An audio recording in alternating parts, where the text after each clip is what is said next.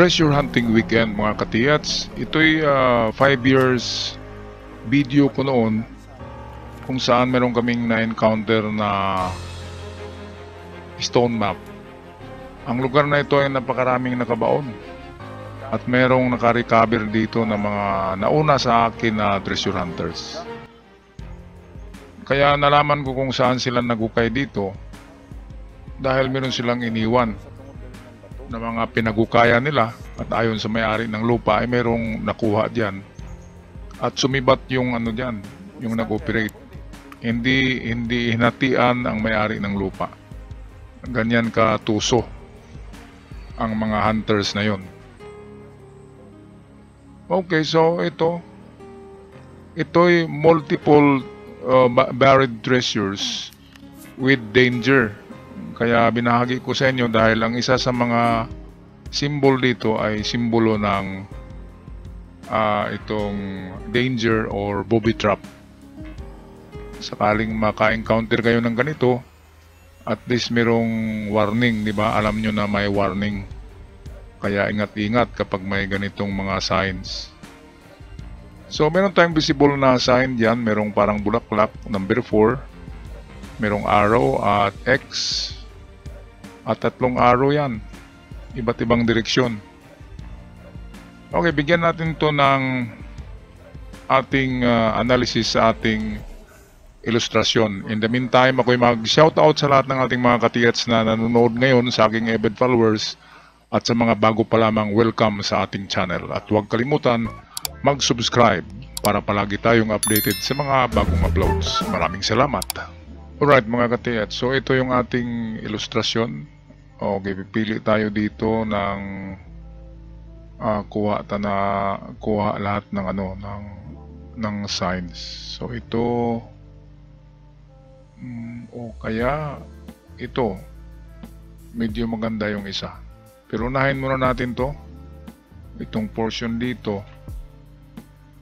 Lalo na ito. Ito muna ang unahin natin. Ito yung star, hindi ito bulaklak. So kapag star na ganyan na itsura, yan ay sasabog. So ito yung bomba. Ito yung kanyang mitsa. Bomba yan. Maliban sa star na pentagon, I make that 5-pointed star na ganyan. Kapag ganyan lang, pwedeng treasure ito. Pero kapag meron siyang mga ganyan-ganyan, mga glitterings, baka akala nyo diamond, bomba pa rin yan. Maliban sa yung yung square na may ganyan, yan ay box of diamond. And then yung literal na diamond, nakaganyan. Akala natin ari ng babae, hindi, diamond yan na symbol. Okay, so ito, umpisahan natin to. Itong bato na ito, sabi ng kasama ko noon ay ganyan, naka-flat yan siya. Nakaganito. So ang mga marka dyan ay sa ibabaw yan, yung mga marka. Sa tagal ng panahon yan, ay merong naghukay sa baba nito. Kaya sa laki ng hukay ay tumagilid ang bato at nahulog sa hukay, kaya nakatagilid na yan. So kapag i-decode mo yan na nakaganyan tagilid, ay talaga magkamali ka dyan. Kaya imaginein to, ibalik sa naka-flat, nakaganyan siya. Para ma-analyze yung mga direksyon ng arrow. Kasi itong mga arrow nakaharap na to sa itaas eh. Wala na siyang tinuturo, langit na. Kaya itong mahirap kasi hindi natin maibalik siya sa flat. Itong malaking bato. Ito ang pagkakamali ng ating mga treasure hunter. Karamihan talaga, pag nakakita ng malaking bato na ganito, andin may mga marka, hindi nila maintindihan ang marka, kaya ang ginawa nila, hinukay nila ang under or below ng bato. So tama naman yan. Minsan meron talagang mga nakalagay sa baba ng bato.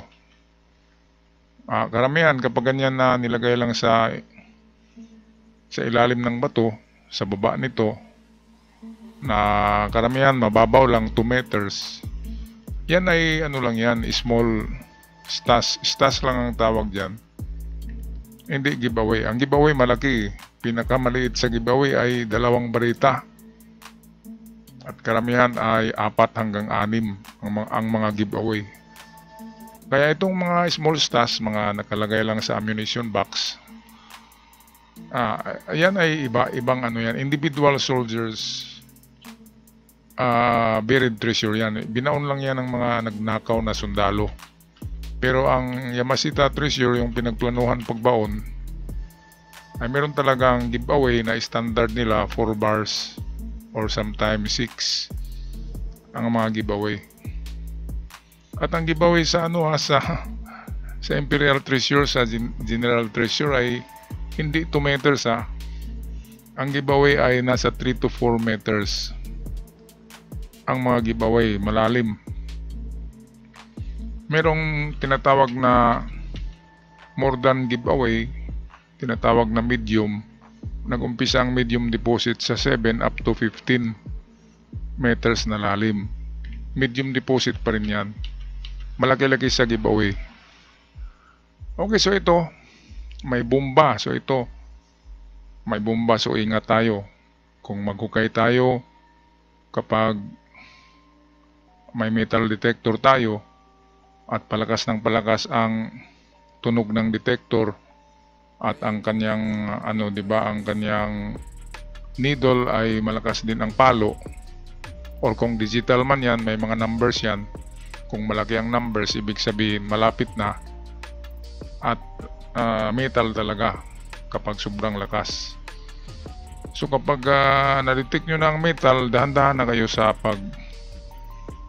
pagbungkal ng lupa ng inyong mga piko at bara, kasi baka matamaan nyo ng bara ang sasabog na bagay.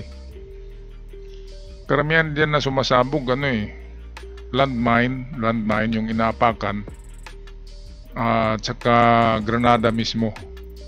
Granada kapag natanggal yung nakatanggal na yung pin, at yung parang lock na hinawakan ay yun yung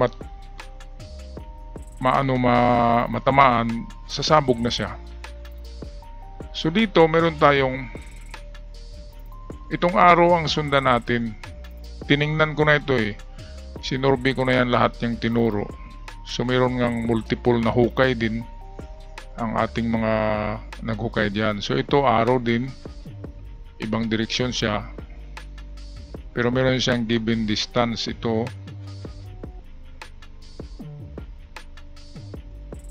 so direction number 4 means norte. Ang number 4 ang sikreto na ang puntahan ay norte. So kung ang compass ay may dala kayo na compass, ito yung norte na ito yung norte na direksyon sa actual. So tiningnan ko rin yan, at nakita ko doon malalim na mga hukay sa unahan. Kaya ang ating analysis at saka sa mga naghukay ay pareho. So ito, kapag maiksi na arrow, 4 to 5 meters ang distance niyan.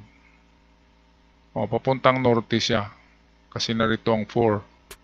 So 4 to 5 meters, mag-detect kayo sa unahan, at kapag nag-detect, test dig kayo. So ito naman mahaba-haba, ito na yung sinusukat. Kapag mahaba-haba na, nasa 10 to 12 inches to. So 10 to 12 meters sa unahan. Kapag mahaba-haba, susukatin nyo na ng ruler ang arrow. Sukatin nyo itong arrow. Halimbawa ito na arrow, sukatin na ang haba by inches. So kung 10 inches, 10 meters ang distance niyan sa actual. Pero kapag maiksi lang, ganito, maiksi na arrow, sa actual tong maiksi ay lang to Nasa 5 inches. Pag maiksi lang siya, so yan yung 4 to 5 meters distance. So meron tayong dalawang distansya, 4 meters and 10 meters. Dito, ito yung 1, 2. Meron pang isang arrow ito sa ibabaw. Pero ganun pa rin ang paghanap. Sukatin ang haba ng arrow, sundan yung direksyon. Pero ito meron siyang given na X. So pasok ang ating 10. Ito, ang X ay 10. So given natin 10 to 12. So pasok ang ating 10. Sa given niya dito na distance. Okay, so itong mga bomba, karamihan yan ay nakalagay yan sa masa. Halimbawa, ito yung box. Concrete box ang nilalagyan yan. So ang mga gold bars ay binuhusan sa loob. Binuhusan niya ng simento, solid na ang kanyang casing. And then pinalaman diyan ang granada ni. Sinama pagbuhos ang mga granada at landmine. At karamihan ng granada o landmine na inilagay nila ay sa gitna. Dito kasi ang tendency kapag basagin natin yan, di ba ang tinitira natin gitna? Kapag nagbiyak tayo ng mga bato, titirahin natin ay gitna, di ba? Kaya karamihan dito sa gitna nilalagay. Ngayon ang pinakasikreto sa pagbasag ng concrete box ay ang mga kanto. Kasi walang nakalagay sa kanto na bomba. Okay. So itong mga kanto ang unahin ito. Pagbiyak hanggang makita yung hollow. May hollow sa loob yan eh. Kapag makita ang hollow, may masilip kayo na may laman, ayan na yun. Ang kanto pa rin ang unahin. Pwede rin siya baliktarin upside down. Kasi hindi nila nilalagyan ang bottom ng bomba, sa ibabaw talaga nila nilalagayan. Pero nakasama sa buhos, hindi halata. Meron akong kasama na nakakita ng ganyan na pag pag biyak sa concrete ay nakapalaman ang granada. Natakot sila, tumawag sila ng mga ibang treasure hunter at ang nangyari ay inonsi sila, dinouble cross, tinakbo ang item na nakuha doon.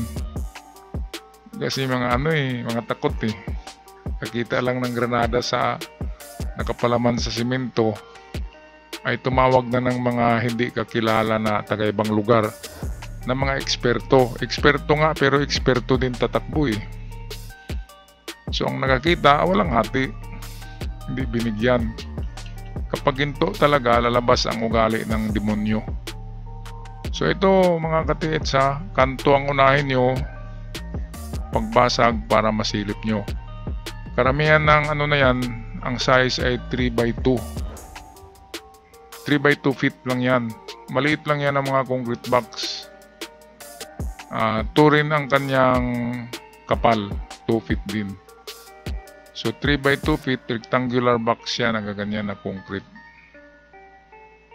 Pero kung malaki na, sabihin natin meters na, sabihin natin 2x3 meters, napakalaki niyan. So kapag ganyan, meron na yung mga delikado na siya basagin. Meron nang lalabas na usok. Kapag malalaki na, medium deposit box na, may mga usok yan, may mga chemicals na lumalabas. At kapag nasinghot, ay delikado, nakakabulag mga kababayan. Kaya ingat kayo sa mga ganyan na malalaking concrete box ay meron ding mga patibong. Karamihan yung gas yung umuusok kapag nabubuksan. Alright, so yan ang aking may bahagi sa inyo mga katiits. Ako'y magpaalam na maraming salamat at huwag kalimutan mag-subscribe. Hanggang sa muli. Paalam.